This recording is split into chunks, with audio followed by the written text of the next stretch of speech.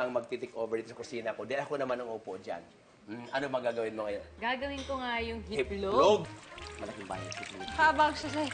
Nagbibigay ka na ganito. Ano ka ba? Siyempre ano, Pag a good service, may bayad yan. tandaan mo, bawat paghahanda ng pagkain, sisigurado mo yung malinis ang katawan mo. Naman! Ang katawan! Hindi kamay Hindi lang kamay. Kailangan malinis ang katawan. Yan ang tingin mo sa akin. bilang guessing ito, dapat walang accessories pag nagluluto. Ganon? Oo. Bigyan mo sa akin yung ano na yan. Hindi na nga kaya nga.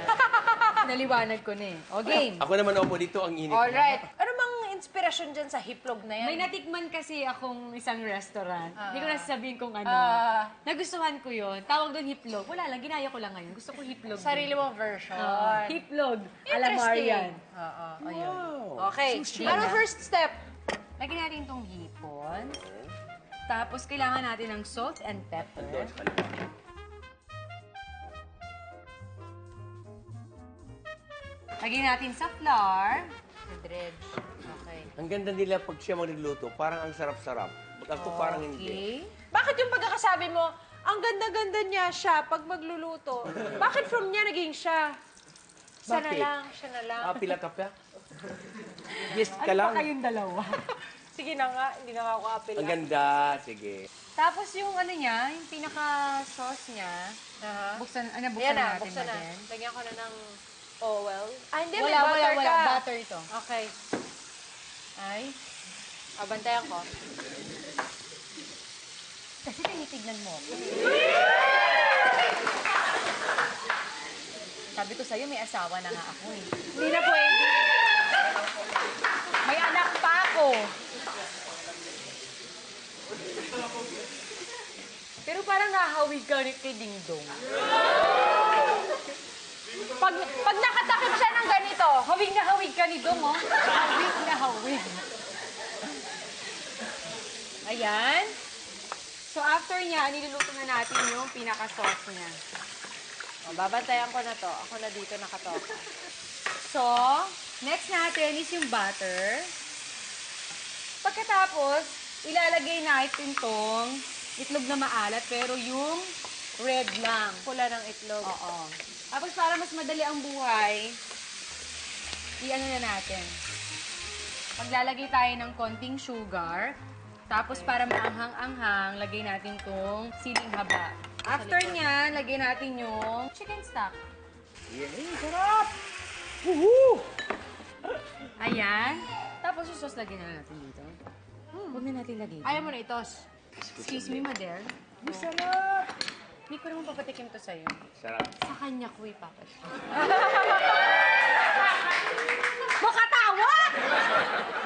Akala mo siya yun eh, no? Oo, bakla ka ng tao. Dali, iho. Sarap, no? Parang very simple, pero ang sarap. Tahimik si Ding Dong, oh! Yan. After, isikan natin ng Konting lemon. konting lemon. Ay, naku, lalo masarap. Halika dito. Ay, halik.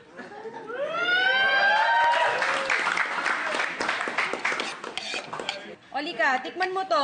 Usok! Pakitikimin nga kung masarap. Pakitikman nga. Ano ka ba? Dali na, pakitikman. Ano? Ano oo? Masarap ba? Tama ba yung alat sa butter? Yung anghang? Talaga? Thank you, Dong. At sandali lang, hindi pa ako tapos.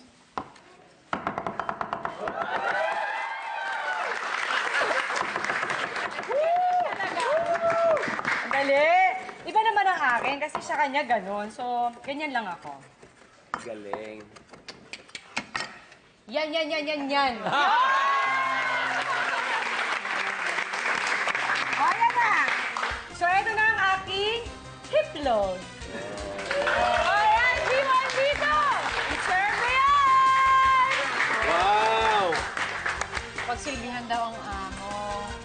Okay. Ay, ako titikman ko yan. Isang piraso lang. Isa lang, isa lang, isa lang. At saka, isang dahon. Isang dahon. dahon. Kaya ko nito. Kay Marian to eh. No, okay lang. Yan naman ito lang. Soka. Marian, congratulations, anak. Ang sarap. Napakasarap. In Okay. fairness. Diba? Ikaw na talaga yan.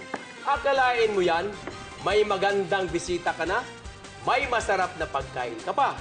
At sa pagbabalik namin, matitikman na rin natin ang hinahanda nating brisk pork belly wet at charang bangga. Kaya tutukan yan, pagbabalik ng